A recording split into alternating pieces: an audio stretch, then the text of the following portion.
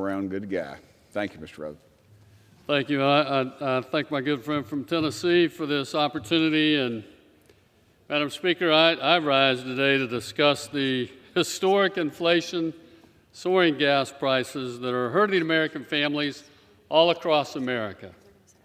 You know, as my good friend from Wisconsin was saying earlier, he talked about the 8.6% inflation rate and how that doesn't seem to jive with the American public.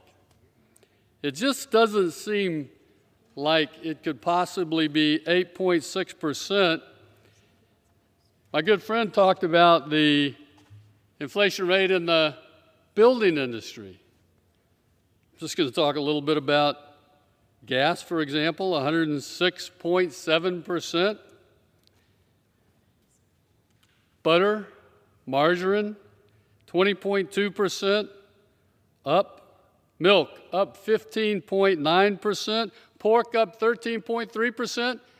How in the world can the official inflation rate actually be 8.6%?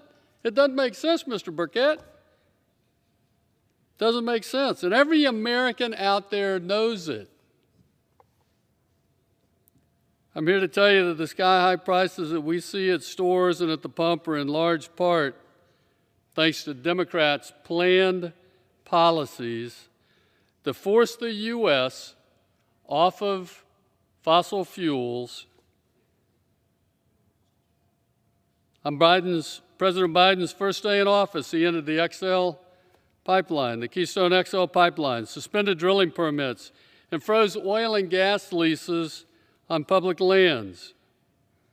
The Biden administration successfully brought domestic energy production to a halt.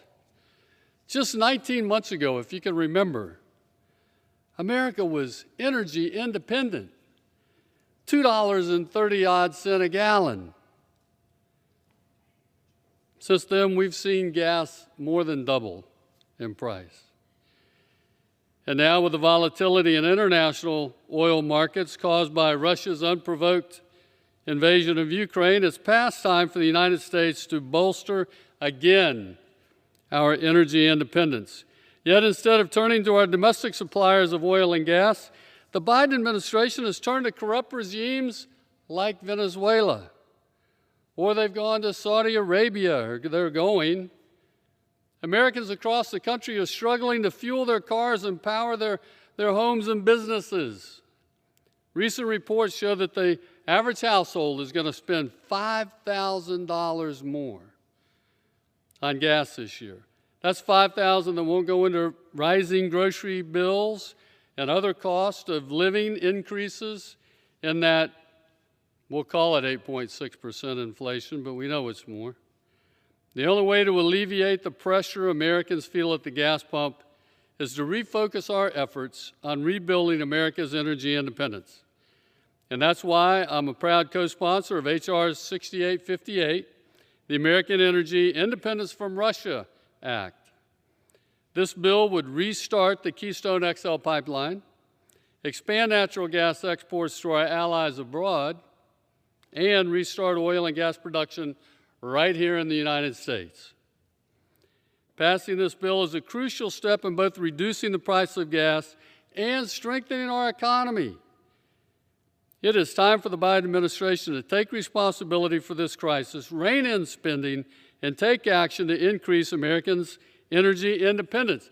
This incredible transition, as the president called it, has destroyed the very economy that had the potential to create the capital that was necessary and will be necessary, the capital that we could use to transition from fossil fuels to renewable energy in a smooth and seamless process. That would have given us the capital for the conservation, the innovation, the adaptability, but all of that is gone. I asked the president to return us to American energy independence and let loose America's industrial might. And with that, Madam Speaker, I yield back. Thank you, Mr. Rutherford. I appreciate you. I appreciate Jacksonville, Florida, and the influence it has had on this country and your